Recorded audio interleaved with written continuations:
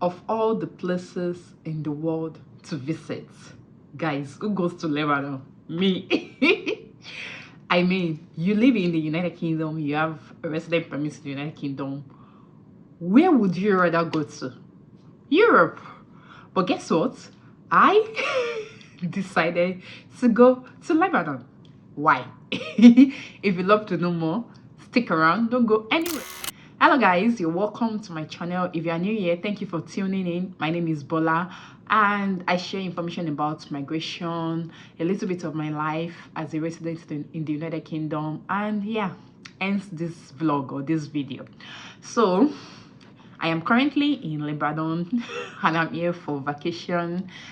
For those that know me, they know that I have a family. I have a husband and two beautiful babies, but I am here all by myself, all alone. And why is that? I'll be celebrating my birthday tomorrow, and you know, I really wanted to do something personal. I wanted something very specific to me. I didn't want to share my day with anyone, you know, just some form of personal retreat, and you guys understand. Why Lebanon?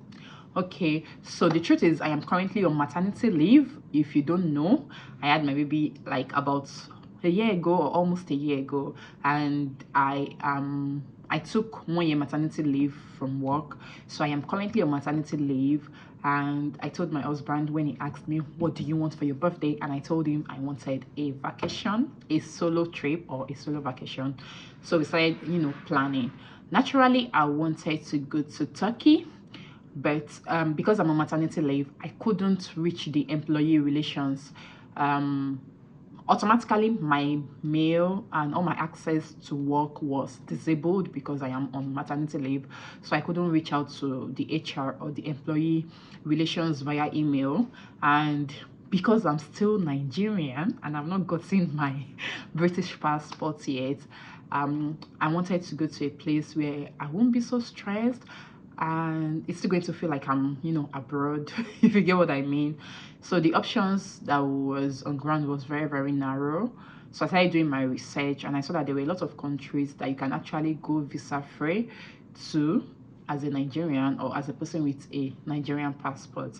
And I was like, okay, where shall it be? I'm not going to go to Maldives alone because it's, you know, known for honeymoon location, and you know, it's just best you go there with a partner, if you get what I mean, or if you have an idea.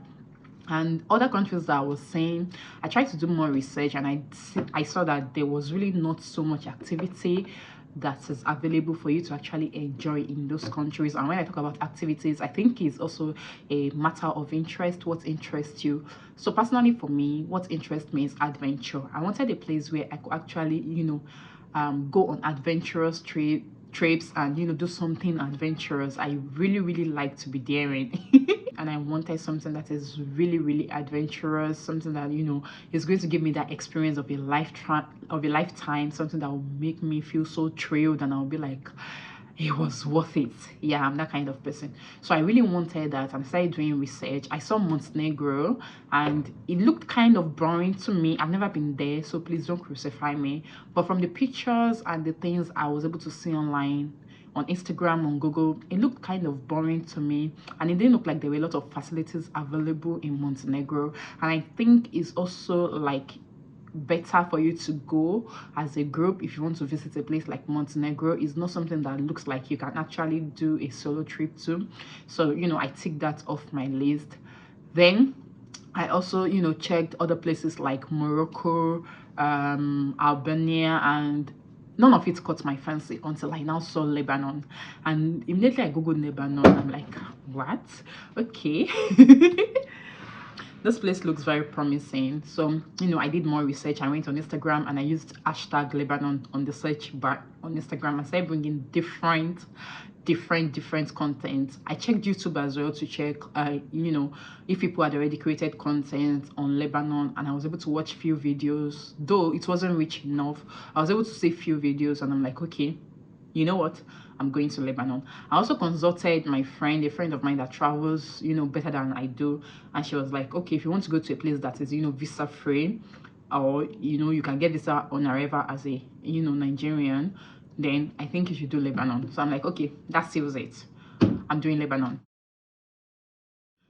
So I checked for flights. You know, Google is your best friend. If you want to do anything, Google is your best friend. So on Google, I checked for flight to Lebanon, and it brought like 3 different airlines.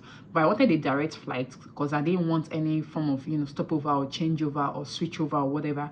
I wanted a direct flight, and I was able to see a direct flight of 4 hours 32 minutes to Lebanon from United Kingdom via the Middle East Airlines. So I booked. So the round trip, that is the to and fro, cost me about £540. And this trip is in June. This is June 2023.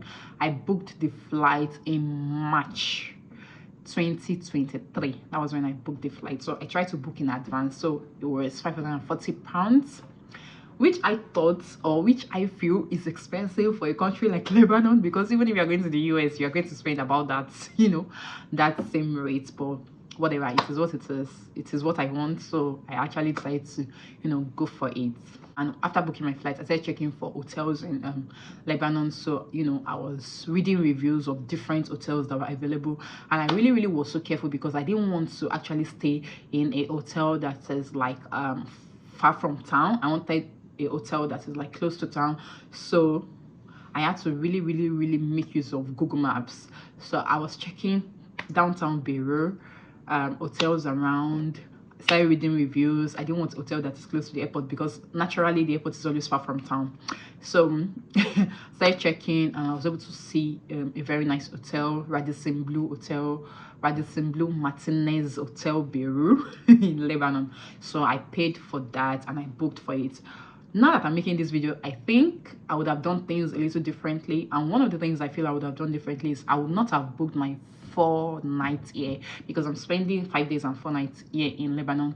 I would not have booked the whole 4 nights here in Beirut, because today is my first day here, and I realized that it's actually boring here in Beirut, and there are a lot of other places in Lebanon that you can actually see, visit, and enjoy. Although for my trips for the remaining few days, I'm going to be, you know, getting a taxi. I already booked the taxi to come pick me, but take me for the trip or the adventure of the day, and, you know, return me. But if you're watching this video and you want to go to Lebanon, I'm going to tell you that you should not book your entire trip to stay in Beirut. You can actually switch in between the cities and, you know, just move around and explore, because Lebanon is actually not so big, but it is, you know, large or big enough for you to explore and enjoy. So for you not to narrow yourself or limit yourself, it's just better you know, do maybe a night in Beirut, another night in Arisa, another night in Biblios, another night in Batroun, another night in Shof, and, you know, before you turn to your place of abode. Okay, let's talk about my experience flying down to Beirut from the United Kingdom, which is the essence of this video, the reason why I'm making this video.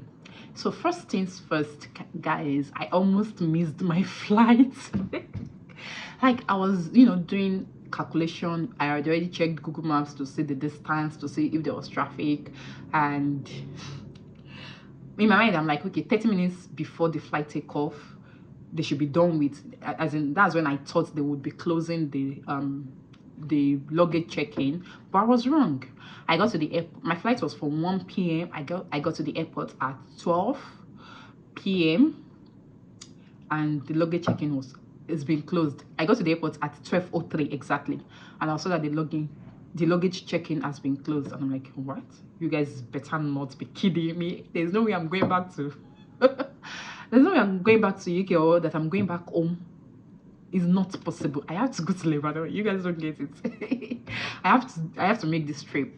So, you know, I just, you know, I waited. I was patient, and I told them, please, what can you do about it? I'm just 3 minutes late. Can you squeeze me in somehow? So they were able to squeeze me in, and, you know, just make me go through. So if you're traveling with Middle East Airlines or you are traveling internationally from the UK, just get to the airport like 1 hour 30 minutes before your flight. If it is your first travel, because this is my first travel outside of the UK since I came into the UK. This is my first travel outside of the UK to a country that I am not so familiar with. So I must really be joking for thinking that I have like 1 hour allowance. I don't even know what I was thinking. So I'm going to tell you guys that you should, you know, get to the airport an hour 30 minutes before your takeoff time. It's going to be very much safer for you that way. So when I got to the airport and they checked me in, checked my passport, checked my ticket, I was told to, you know, go to the boarding gate. And the boarding gate is far. It was so far from the main luggage check-in area. So from the luggage check-in area, I, you know, went through the immigrations and then to the boarding gate. I ran, guys. I ran. The lady was telling me, you have to run, you have to run so you don't miss your flight. So I ran. That was the fastest race of my life yet. I ran to the boarding gate, and luckily for me, I got there just in time. At the time they were calling my number. Now this is where it becomes very interesting. You guys, on getting on the plane, from the first row till the last row, the aisle is from like A to K. So it's a very big plane. You can imagine how big that plane is. And it's from number 1 to about number 60 something. It's very big. The plane is very big. And I was the only black person. I was the only black person on that plane. And everybody was just looking at me like, what are you looking for here? What did you come to do here?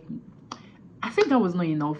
When we were about to take off, the primary language was Arabic. Everybody was just like the crew and the pilots were all speaking Arabic, and it seems like English is an afterthought for them. Like English language is an afterthought for them. So they had to just interpret, but you know, it's just me telling you something in a particular language, and I know that the little thing you said in English is like a short version or a summary of that thing you have said in the native language. That was how it felt, because by the time they were speaking Arabic, it was such a very long conversation. Then by the time they now speak English, it was just maybe, please fasten your seatbelt, that's the end. But when they were speaking Arabic, it was like they were telling a story. So yeah, the primary language was in Arabic. Even when I was, you know, seeing a movie on the plane, even though the movie was speaking English, the subtitle was in Arabic. So that was like a culture shock for me, because I wasn't expecting that, or I wasn't thinking in that, you know, in that way. So I didn't expect it. But overall, the flight was very good. You guys, I don't know how the pilots did it, but they flew. We didn't feel the takeoff. Even when we were about to land, we didn't feel that. It was a smooth landing. It was a very beautiful experience. And the food on the plane, you guys, I couldn't eat it. I won't even lie, I could not eat it. There was no spice, there was no seasoning. Maybe there was seasoning, but I couldn't taste any seasoning. There was no salt, there was no spice. It was just bland, and I'm like, there's no way I'm eating this food. It's like completely not palatable with my taste bud. I couldn't eat the food on the plane. So you might want to prepare yourself and, you know, get some snack in your what's it called, hand luggage. If you have plans to travel from London to Lebanon, you might want to do that. Also, one of the things I experienced is on the flight, the crews were very amazing. They were nice, they were good. But when you land in Beirut and you get to Lebanon, if you're traveling with your Nigerian passports, you will need to obtain a visa on arrival. So when I got to the airport, the queue was very long, and I think they need to make an arrangement so that there will be more people at the airport to actually attend to tourists or whosoever is coming into Lebanon, because we had to wait for so long and there were so many empty counters where there could actually have been staff that can be attending to us, but I don't know whether I should say they were short-staffed, but there was limited number of people available to attend to us. So when I got to the immigration, or to the place where I was going to get my visa on arrival, I was redirected back to another office, which is one thing I think they should have done. They should have indicated that, okay, if you're coming in, and you are not a Lebanese, of course it's indicated that non-Lebanese, but if you are coming in and you need a transit visa, this is the office to go to. There should have been a direction for that to show that, okay, you have to first go to an office. So I went to an office initially to actually fill a form. So they asked for my name, my date of birth, my purpose of travel, and all of that in that office. So I filled the form. The guy now told me something that I find very funny. Before I left UK, I had changed money from pounds to dollars. So I, traveled with about $1,000+ But when I got there, the Ghana said I need to have $2,000 in cash. For what? To come to Lebanon. I find it very funny, but of course I couldn't laugh or argue with him at the point. So he said I should have like £2,000 in dollars in cash. Then the second criteria is I must have a hotel booking, which I already do. And the final criteria was that I needed to what was the final criteria? Oh my god, what was the final criteria? I can't forget. No. Okay, they needed to know my occupation, what I do for a living, and the reason why I am in Beirut. So of course I told them what I do for a living. I told them I am there for tourism, the number of days I'll be spending. I told them, and they now send me back to the bank. So I went to the bank, and the bank official asked me, how long are you spending here? I told him I'm spending 4 nights and 5 days. So he told me that my visa cost is $2. And I find it very, very ridiculous, because that was extremely affordable. From all the information I had gathered, people were saying that it cost $6, $20, $10. There was no consistent figure. So I think it's dependent on how long you are spending.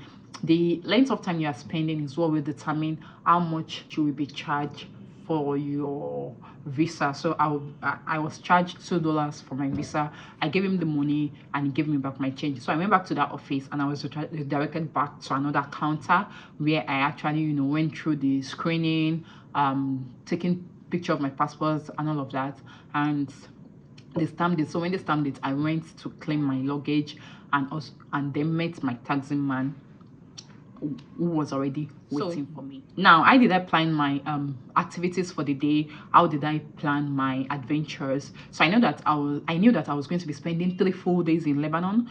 I was to arrive on Sunday and leave on Thursday. So I had Monday, Tuesday, Wednesday to spend in Lebanon. So the first thing I did was went to Google. Google is your best friend, like I said earlier. So I went to Google to check for activities to do in Lebanon. So I got suggestions on some tourist companies that are already registered in Lebanon, and I checked the reviews under the tourist company, and I was able to see some of them with very, very good reviews, because not all of them had good reviews. So I picked the one that had good review, and I'm going to leave the link to all the details in the description box below, so you might want to check it out.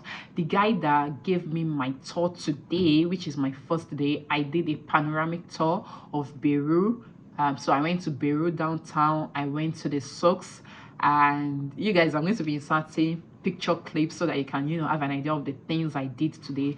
I went to the Roche Rocks, also known as the Pigeon Rocks. I went there as well today, and it was really, really, really, really nice. It was a very good experience. I can tell you that Lebanon is worth visiting, you guys. Unlike the popular belief, because when I was coming, I had to check the gov.uk website to see how safe is Lebanon, and I was saying don't go to Lebanon. But you guys, I can tell you for a fact that Lebanon is a very safe country.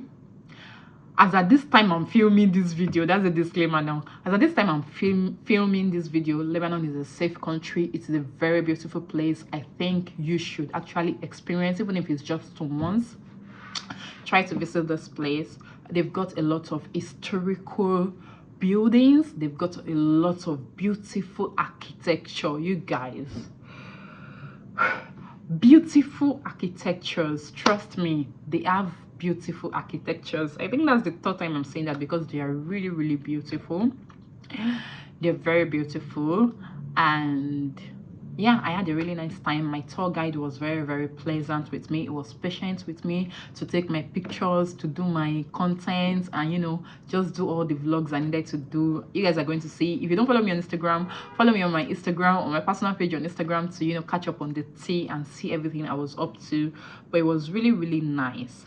The tour was worth it. Now the problem I have now is that in Lebanon, the plug, when I say plug, I mean the space where you put your charger, is different from what I was used to back in the United Kingdom. So if you're coming here and you use a charger that has like 3 ports, just bring an extension of the charger that has 2 ports, and I'm going to show you what I mean. So guys, look, these are my chargers. So I've got 2 phones and I have my laptop here because I'm also working.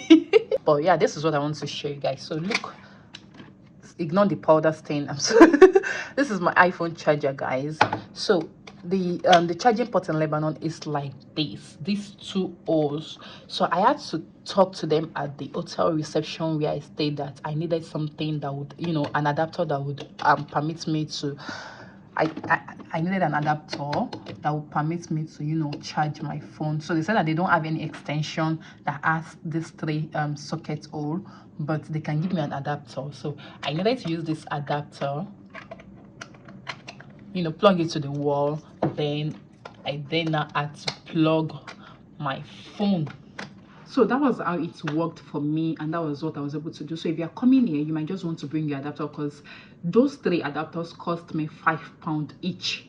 One of it is £5, so you can imagine how much I'm spending. What did I say? Sorry, it cost me $5 each. So one of it is $5, and I could have gotten an extension that will give me that will give me enough room for £10 in UK. You get what I mean? So it is what it is. So if you're coming here, just bear in mind that you need something like that over here. So yeah, for the food, my food is my breakfast is on the hotel, is on the house. I, you know, paid for the breakfast and lunch package, so it's on the house. Then the food this afternoon, I've been able to eat something nice, not so bad. It was steak and it was from Texas House. It was good, not so bad. It was edible. But the thing is, bear in mind, they don't eat spicy food here. Even when I asked for spicy, the spicy was not spicy. And if you know me, you know that I'm from Nigeria. I be Yoruba babe, and when we talk about spicy, you need to know what spice, as in, if you have an idea of what spicy is, you have to eat and sweat. That's my idea of spicy. So their food here is not spicy and it's not well seasoned. That is from my own point of view. The seasoning is not, you know, you can't feel it, you can't taste it. It's just there. So you might want to come with your, you know, your own atagugun. You might want to come with your spice if you plan to travel here. And so far so good. The food that's very good with my tummy. I bought Imodium when I was coming, but I've not had any reason to use it, so it's been very good so far. I'm going to show you the tour of my hotel room at the end of this video, so you might want to stick around for that. I actually told them, I gave them a note that I was, you know, I came here for the sake of my birthday, and I needed you know, the hotel to be decorated in a very nice way and all of that. And yeah, they did it in their own little way, and it was nice. It was, you know, welcoming.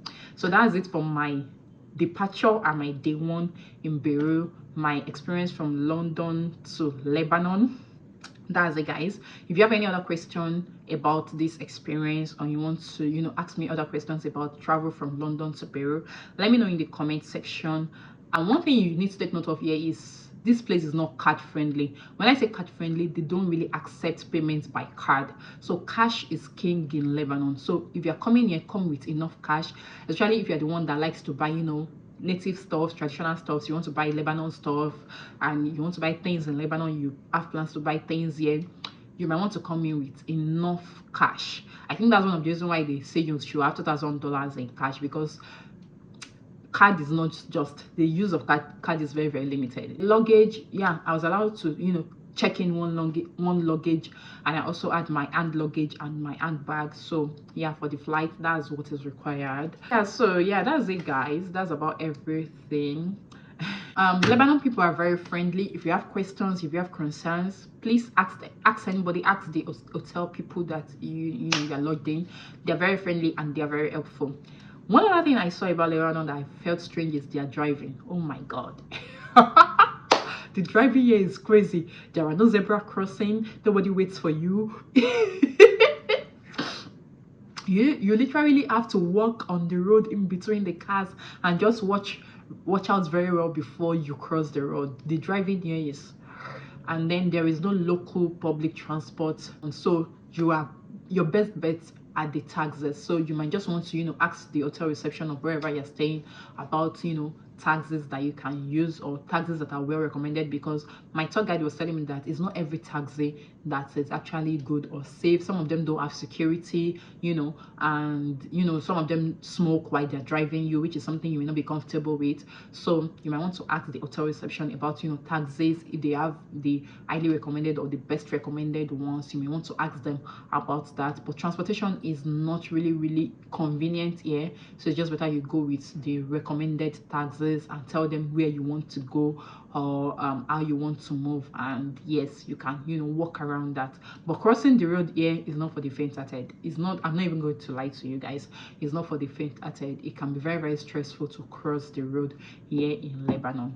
Yeah, and the conversion rate in Lebanon, I'm going to put it on the screen so that you can have an idea of how much you're going to be coming with. And for the lunch I ate this afternoon, it actually cost me about $20. I'm going to insert the picture of what the lunch looks like. It cost me about $20, and I'm like, that's a little bit pricey, maybe because of the place I went to, I don't know, but that was the place that was around my hotel venue that I could actually check out and use. Yeah, so that's everything I've experienced so far on my arrival and my first day here in Lebanon. And I'm going to bring more tea to you. For the electricity supply, there is, at least in my hotel where I'm staying, there is constant electricity supply. There's been no concerns about electricity so far.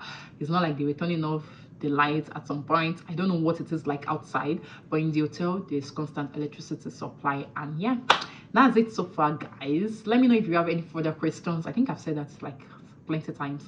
Let me know if you have any further question in the comment section down below, and I'll be very glad to answer your questions to the best of my knowledge and ability. Thank you so much, guys, for watching. If you want to see more videos like this, let me know in the comments as well. Give this video a thumbs up. It's very free, you don't have to pay for it. Just click the thumbs up button. If you're ready to subscribe at this point, please click the subscribe button down below. Thank you very much for watching, guys. I'll see you in the next video. Till then, stay safe and stay blessed. Bye. So as you come in from the door, the first thing is this.